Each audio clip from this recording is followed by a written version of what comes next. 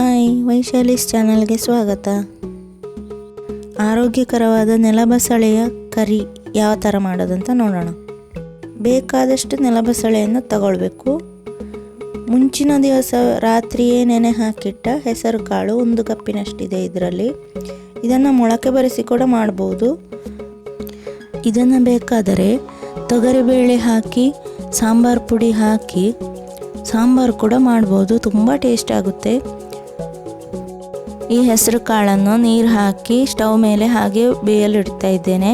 ಕುಕ್ಕರಲ್ಲಿ ಕೂಡ ಬೇಯಿಸ್ಬೋದು. ಉಪ್ಪು ಹಾಕಿ 3-4 ವಿಸಿಲ್ ಮಾಡಿದರೆ ಬೇಯುತ್ತೆ. ಇನ್ನು ಮಿಕ್ಸಿ ಜಾರಿಗೆ 1 ಕಪ್ಪಿನಷ್ಟು ತೆಂಗಿನ ತುರಿಯನ್ನು ಹಾಕಿಕೊಳ್ತಾ ಇದ್ದೇನೆ. ಒಂದು ಅರ್ಧ ಸ್ಪೂನ್ನಷ್ಟು ಹುಳಿಯನ್ನು ಹಾಕಿಕೊಳ್ತಾ ಇದ್ದೇನೆ. ನಾನು ಉಂಡೆ ಹುಳಿ ಹಾಕಿಕೊಳ್ತಾ ಇರೋದು. ಹುಣಸೆ ಹುಳಿ ಒಂದು ಸ್ವಲ್ಪ ಹಾಕಿದ್ರೂ ಸಾಕಾಗುತ್ತೆ.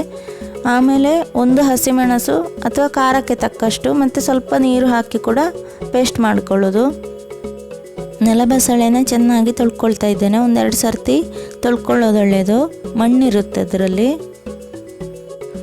ಸೊಪ್ಪುಗಳನ್ನೆಲ್ಲ ಆಯ್ದು ಕಟ್ ಮಾಡಿಕೊಳ್ಳೋಣ. ಕೆಲವೊಂದಷ್ಟು ತೂತಿರುತ್ತೆ, ಹುಳ ಹಿಡ್ದಿರೋದು, ಹಾಳಾಗಿರೋ ಸೊಪ್ಪುಗಳಿರುತ್ತೆ, ಅದನ್ನೆಲ್ಲ ತೆಗಿಬೇಕು. ಆಮೇಲೆ ಸಣ್ಣದಾಗಿ ಹೆಚ್ಚಿಕೊಳ್ಳೋಣ. ಈ ನೆಲಬಸಳೆಯಲ್ಲಿ ಕ್ಯಾಲ್ಶಿಯಂ ಮತ್ತು ಐರನ್ ಕಂಟೆಂಟ್ ತುಂಬ ಚೆನ್ನಾಗಿದೆ. ಆರೋಗ್ಯಕ್ಕೆ ಬಹಳ ಒಳ್ಳೆಯದಿದು. ನಿಮ್ಮ ಮನೆಯಲ್ಲಿ ನೆಲಬಸಳೆ ಇದೆ ಅಂದರೆ ಖಂಡಿತವಾಗಿ ಇದನ್ನು ಟ್ರೈ ಮಾಡಿ. 10 ನಿಮಿಷಕ್ಕೇ ಹೆಸರು ಕಾಳು ಬೇಯುತ್ತೆ. ಚೆನ್ನಾಗಿ ಬೆಂದಿದೆ. ಈಗ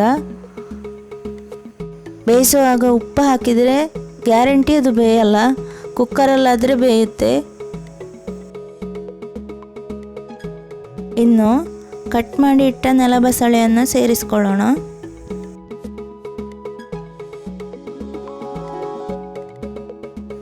ಇದಕ್ಕೆ ಸ್ವಲ್ಪ ನೀರನ್ನು ಹಾಕಿಕೊಳ್ಳೋಣ.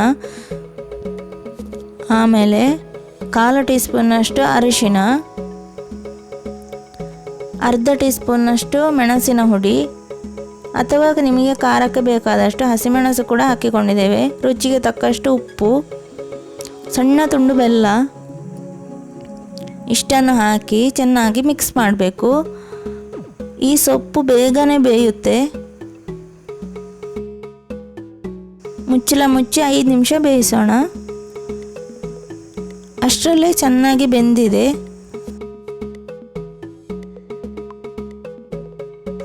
ರುಬ್ಬಿಟ್ಟ ತೆಂಗಿನಕಾಯಿಯನ್ನು ಸೇರಿಸ್ಕೊಳ್ಳೋಣ.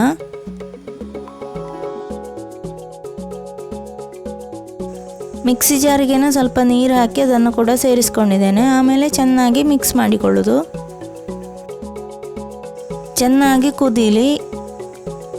ಕುದಿ ಬರ್ತಾ ಇದೆ. ಇನ್ನಿದಕ್ಕೆ ಎಣ್ಣೆ, ಸಾಸಿವೆ, ಒಣಮೆಣಸು, ಕರಿಬೇವಿನ ಸೊಪ್ಪಿನ ಒಂದು ಒಗ್ಗರಣೆಯನ್ನು ಹಾಕೋಣ.